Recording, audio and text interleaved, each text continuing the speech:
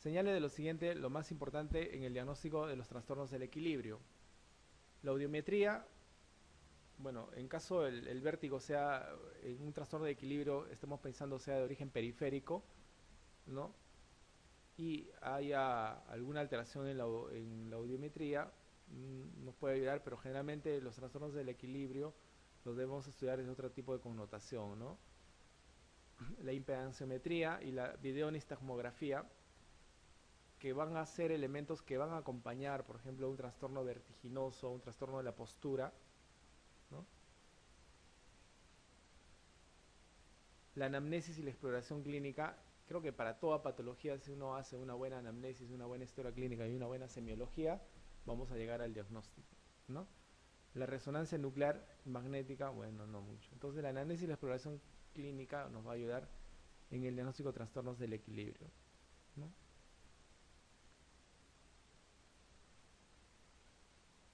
La mayoría de las veces los trastornos del equilibrio van a estar asociados a los famosos vértigos, ¿no? Los vértigos de origen central y los de origen periférico. Los de origen central, recuerden, el componente vertiginoso es menor, no va a haber nistagmus, es crónico, ¿no? De larga evolución, ¿no? Y las pruebas generalmente de Romberg, marcha, pie talón, perdón, pie, dedo, mano, nariz, van a estar alteradas en estos pacientes. Estamos hablando de pacientes, por ejemplo, con lesiones de fosa posterior, ¿no? En cambio, los vértigos de origen periférico, los que van a tener que ver con el oído interno, sí van a cursar de manera brusca, aguda, con vértigos más intensos, ¿no es cierto? Pero que además también puede ser que pasen inmediatamente, a diferencia de los vértigos centrales que se mantienen a lo largo, son crónicos, ¿no? Se mantienen, es una diferencia. El vértigo siempre va acompañado de nistagmus, recuerden. No puede haber nistagmus sin vértigo. ¿Mm? El tratamiento inmediato ante una perforación timpánica de origen traumático debe ser el tratamiento con antibióticos por vía oral. No, si es traumático no tenemos que por qué dar antibióticos. Recuerden que es una zona totalmente exenta de gérmenes, ¿no? Actitud expectante, sí. Generalmente se resuelven espontáneamente. Lo mismo sucede cuando se hace los drenajes en los casos de otitis media supurada, ¿no es cierto? Se hace drenaje a través de la membrana timpánica, ¿no? Se hace el drenaje y después se espera que se cierre, así que la conducta siempre es expectante en estos pacientes, ¿ya? Cirugía inmediata no, tratamiento con gotas anestésicas locales no, cierre con láser y CO2 no. Entonces la actitud expectante siempre cuando hay un traumatismo a nivel de la membrana timpánica. Recuerde los elementos anatómicos importantes a nivel de la membrana timpánica, ¿no es cierto? Tenemos un nervio importante que atraviesa la parte superior de la membrana timpánica. ¿Cómo se llama ese nervio? Que se origina del facial a nivel del oído medio, la famosa cuerda del tímpano. Esa va a ir a través de la trompa de Eustaquio, ¿no es cierto? Y precisamente se va a unir con el glosofaringeo para dar la inervación sensitiva, ¿no es cierto?, a los 2/3 anteriores de la lengua, ¿no? La cuerda del tímpano. Atraviesa por la parte, perdón, 2/3 anteriores de la lengua. Sensibilidad gustativa a los 2/3 anteriores de la lengua, ¿no? Muy bien. El ronquido en un niño es un signo que debe orientar a uno de los siguientes diagnósticos. Retraso en la maduración neurológica, no, pues no, si ronca el niño no va a ser por la maduración, por retraso en la maduración. Labio leporino, no, ahí va más bien voz nasal, ¿no? El labio leporino. Agenesia lóbula no da ninguna sintomatología. Imperforación de las coanas va a generar problemas a nivel del drenaje de la glándula lagrimal sobre todo. Y la hipertrofia adenoidea. Recuerden que las adenoides son aquellas que se encuentran entre la faringe y la fosa palatina. Generalmente eso es en los niños, porque a medida que entramos a la adolescencia ya desaparecen. Nosotros como adultos no tenemos adenoides faringeas, ¿no es cierto? Estas adenoides, al igual que las linguales, o sea, hay una adenoides, hay una lingual, dos palatinas, ¿no es cierto? Y dos tubáricas, forman lo que se llama el anillo de Waldeyer, ¿no es cierto? Que es la primera línea de defensa en los niños. Nosotros ya no tenemos anillo de Waldeyer, porque ya no tenemos amígdala faríngea, o sea, las adenoides ya no las tenemos, se atrofian, ¿no es cierto? Nos quedamos con las linguales, las palatinas, que son las amígdalas de estas, ¿no? Y las tubáricas. Dependiendo del grado de hipertrofia, generalmente por afectación viral o bacteriana, dependiendo de los casos, se va a generar la sintomatología en el paciente, ¿no? Algunas veces lo gradúan de acuerdo a si la obstrucción es del 25%, 50%, 75% o 100%. Tratamiento sintomático nada más, ¿no?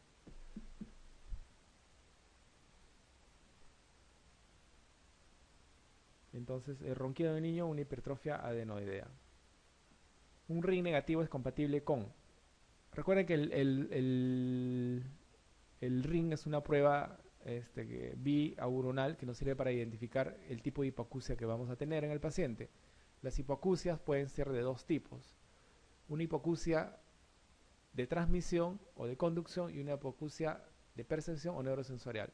Entonces, si nos ubicamos en el oído medio, que es en el aparato auditivo, que es el centro del órgano de la audición, obviamente, nosotros tenemos que saber dividir en tres segmentos, ¿no es cierto? Conducto auditivo externo, conducto auditivo medio y el conducto auditivo interno. Toda patología que genere una alteración en la caja media del oído y en el oído externo va a generar una hipoacusia de transmisión o de conducción. Y toda patología que genere una alteración en el conducto auditivo interno va a generar una hipoacusia de percepción o neurosensorial. ¿Ya? Entonces nos ubicamos así primero. Hipoacusia de transmisión o conducción, todo aquello que altere el oído medio y el conducto auditivo externo. Hipoacusia de percepción o neurosensorial, todo aquello que altere el oído interno. ¿Ya? El ring es una prueba biaural que mide la vía aérea. ¿Ya? Entonces, el ring va a ser negativo, ¿no es cierto?, en las hipoacusias de conducción o de transmisión. Por ende, será positivo en las hipoacusias de percepción o neurosensoriales. ¿Ya? Entonces, no se olviden de eso. El neurinoma del octavo par craneal, ¿no es cierto?, o sea, del acústico, ¿no es cierto?, se encuentra en la caja del oído interno, ¿no es cierto? Recuerden que el nervio acústico tiene dos ramitas, una rama coclear y una rama vestibular. ¿Ya? Entonces el neurinoma puede generar una hipoacusia así. Si está en el oído medio es una hipoacusia de percepción neurosensorial. Entonces aquí el RIM va a ser positivo. ¿Ya? Tapón de cerumen impactado. Si se impacta un tapón de cerumen lo va a hacer en el conducto auditivo externo, ¿cierto? Entonces lo que me va a generar a mí es una hipoacusia de transmisión o de conducción. Entonces aquí el RIM va a ser negativo. Entonces va con RIM negativo. ¿Ya? El síndrome de Meniere es una laberintitis. Síndrome de Meniere tiene una triada, ¿no es cierto? Hipoacusia, que es de percepción o neurosensorial. Entonces si el RIM es positivo, está en el oído medio. Tinnitus, ¿no es cierto? Y vértigo. Esa es la triada del síndrome de Meniere. Entonces, la hipoacusia que se genera es neurosensorial de percepción, porque el problema está en el oído interno. Entonces aquí mi RIM va a ser negativo. La cofosis va a ser la adhesión o la induración, ¿no es cierto?, a nivel de la ventana oval, en el conducto auditivo interno, el estribo y su platisma se adhieren en esa zona, ¿no es cierto?, generando una hipoacusia de percepción o neurosensorial. Y la hipoacusia súbita, ¿no es cierto?, por alguna lesión neurológica, ¿no?, también se genera a nivel del oído interno y genera un RIM negativo. Perdón, un RIM positivo, porque es de percepción o neurosensorial. Entonces, si por ejemplo me dirían una otitis media aguda, la hipoacusia sería de percepción, perdón, de conducción, ¿no es cierto? Aquí el RIM sería negativo, ¿no? Si tuviese, por ejemplo, un desprendimiento de los huesecillos del yunque o martillo, o una adherencia, también sería de conducción o de transmisión, y el rin sería negativo. Entonces, toda patología en el oído medio externo, la hipoacusia va a ser de transmisión o de conducción. En el oído medio, perdón, el oído interno va a ser de percepción o neurosensorial. ¿Ya? Y ahí definimos qué rin le corresponde a cada uno. ¿Ya? Entonces acá es el tapón de cerumen, ¿no es cierto? Porque la hipoacusia del tapón de cerumen es de transmisión o de conducción, y el rin ahí es negativo. Ante un absceso periamigdalino, la actitud correcta es, ¿qué hacemos ante todo absceso? Drenarlo. Tenemos que drenar. Todo absceso tiene que ser drenado, sí o sí. ¿Ya? Y se drena en la zona de mayor declive. Entonces, punción para cultivo y antibiograma, no, pues no lo voy a punzar y le voy a hacer su antibiograma. Lo voy a punzar, lo voy a drenar y además le voy a hacer su antibiograma, obviamente. Recuerden siempre cultivar todas las secreciones que tengan a la vista. Es una buena costumbre. Después nos ayuda a nosotros, ¿no? Punción y drenaje, eso es lo que tenemos que hacer. Y siempre encontrar la zona de declive, ¿ya? Penicilina, antiinflamatorios, hasta obtener drenaje espontáneo, no. Hasta eso el paciente fácilmente puede hacer una sepsis y se nos muere. Amidalectomía de urgencia, no hay amidalectomía de urgencia, ¿no? Son pocas las indicaciones de amidalectomía, las amígdalas palatinas estamos hablando, en este, que sean de urgencia, ¿no? Se operan cuando tienen más de 4 episodios anuales, generan síntomas tipo somnolencia, apnea del sueño, ¿no? En esos casos sí podemos operar. Y ahora, con el advenimiento del electro, primero los aparatos de diatermia, ¿no es cierto? El monopolar o el bipolar, y ahora mucho más con la endoscopía, se hace más fácil para los otorrinos hacer las amidalectomías, ¿no? No drenar, si no es bilateral, no drenarlo. Todo tenemos que drenar, ¿no? Los cuerpos extraños en la vía aérea superior se alojan con mayor frecuencia. Si pasa algún cuerpo extraño a la vía aérea superior, se va a localizar generalmente en el bronquio derecho, porque la disposición anatómica es así. El bronquio derecho es más vertical y más ancho, y el bronquio izquierdo es más angosto y además es un poco más horizontal. Es ese bronquio izquierdo el que hace la segunda estructura a nivel del esófago torácico. La primera estructura del esófago, ¿no es cierto?, es acá, ¿no es cierto? El cartílago cricoides hace la primera estructura del esófago, que es la más angosta, por así decirlo, porque si cualquier alimento que pase esta estructura va a pasar las demás. La siguiente la forma el bronquio izquierdo, ¿no? Y la tercera lo hace el hiato y eso diafragmático, ¿no es cierto? Esas son las tres estructuras del esófago. Entonces, si accidentalmente pasa un cuerpo aéreo a la vía aérea un cuerpo extraño a la vía aérea superior, pues se va a ir al bronquio derecho. Si por suerte pasa, porque si no, tenemos que hacer la maniobra de Heimlich, ¿no?, para expulsar. El aumento unilateral del tamaño de una amígdala palatina en el adulto debe hacernos sospechar siempre de un absceso laterofaringeo. Cuando exista un aumento de volumen en cualquiera de las glándulas, y es unilateral, debe hacernos sospechar siempre de un proceso neoplásico. Estamos hablando a nivel de la cavidad bucal y en la orofaringe, ¿ya? Entonces, un tumor maligno de la amígdala, probablemente, ¿no? Las infecciones amigdalares, por ejemplo, no son unilaterales, ¿no? La mayoría de las veces son bilaterales, o por lo menos hay cambios. Pero cuando hay un crecimiento unilateral de la amígdala palatina, nos debe hacer sospechar siempre un tumor maligno, ¿ya? Y lo siguiente que tenemos que hacer es biopsia, punción, biopsia y diagnóstico. Entonces, un tumor maligno de la amígdala.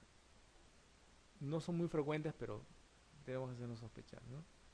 La indicación de realizar cirugía endoscópica o abierta en el adenoma de próstata siempre va a depender del tamaño de la próstata, ¿no es cierto? Y recuerden que la cirugía endoscópica, o sea, la resección transuretral o el RTU, va a estar, solamente va a resecar, por así decirlo, la parte fibrosa ¿no es cierto?, de la glándula prostática, porque si por ello tenemos un paciente con hipertrofia prostática benigna que no tiene nada que ver con la neoplasia de próstata, este paciente si de fondo tiene una neoplasia, independientemente podemos dejar a la célula RTU, ¿no? En estos casos de NM de próstata siempre se plantea la resección anterior, o sea, la resección por vía abierta, ¿ya? La hipertrofia prostática benigna de la próstata es un crecimiento que generalmente se da a partir de los 50 años para arriba. Es una lesión benigna, ¿ya? Es como la úlcera péptica en relación al cáncer, al NM gástrico. No tiene ninguna relación. No, la úlcera péptica no degenera en NM gástrico. Lo mismo, la hipertrofia prostática benigna no degenera en NM de próstata, ¿ya? Son dos entidades totalmente independientes. Entonces, la cirugía endoscópica va a depender sí o sí del tamaño del tumor. Y el tamaño del tumor va a generar el consentimiento concéntrico hacia la luz de uretral. Entonces lo que nosotros permitimos con la RTU solamente es permeabilizar la uretra. No disminuimos de tamaño a la próstata, ¿no? La edad del paciente no. El estado de la función renal no. El grado de obstrucción que produzca no. El tamaño prostático sí. Esto es importante, ¿no? ¿Qué método de imagen es más correcto para medir los distintos diámetros prostáticos? ¿No? Tanto el tacto rectal como la ecografía transrectal nos van a permitir parámetros adecuados para medir los distintos diámetros en la próstata. No son diámetros establecidos, ¿sabes? Dependiendo del paciente, la patología que vamos a encontrar. ¿Qué pruebas de las citadas son más fiables en la detección precoz del cáncer de próstata? Así, al igual que el Papa Nicolau en la mujer, en el varón el tacto rectal continúa y sigue siendo el mejor método diagnóstico precoz, ¿no es cierto?, en el cáncer de próstata. Entonces, el antígeno prostático específico y la fosfatasa ácida. La fosfatasa ácida es una enzima que antes se utilizaba, ¿no es cierto?, pero el problema es que se presentaba de manera tardía, ¿no? Ya cuando la invasión o la extensión de la tumoración prostática ya se había dado, recién encontrábamos valores elevados de fosfatasa ácida. Entonces, si queríamos una detección precoz, pues no nos permitía. Generalmente se elevaba, pero cuando ya había extensión tumoral de la lesión. Y el antígeno prostático específico, que tampoco es específico, porque también se puede elevar cuando hacemos infecciones urinarias, cuando hacemos sondajes, ¿no? Y sí nos serviría de repente buscar fracciones libres de PSA que nos sean más fidedignas, ¿no? PSA y tacto rectal. El tacto rectal del que es lo más importante para el diagnóstico precoz de una lesión de un NM prostático. Y acompañar el PSA, pero el PSA en fracción libre, ¿no? Tacto rectal y ecografía abdominal. La ecografía abdominal no sirve para nada. PSA y UIB trató de buscar pero no he encontrado, ¿no?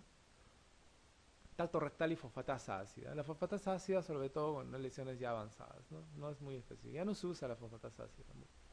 Entonces, por ahí el tacto rectal y el PSA. Pero tratemos de buscar siempre la fracción libre del PSA, ¿no? Porque el PSA general se puede elevar, como les digo, en infecciones urinarias, litiasis renal, sondajes en el paciente y todo eso. El primer síntoma en una hipertrofia prostática benigna que refiere el paciente es la nicturia.